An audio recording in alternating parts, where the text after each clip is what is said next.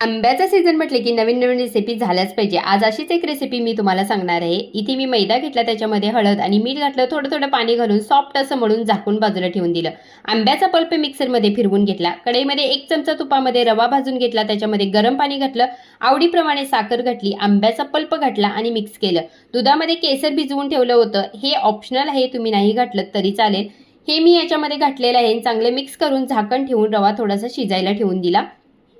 आमच्या या छोट्या मॅडम मध्ये मध्ये करत होत्या, तिला मी वेलची कुटायला दिली आणि तिने कुटलेली वेलची नंतर या रव्यामध्ये मिक्स करून रवा थंड करायला बाजूला ठेवून दिला.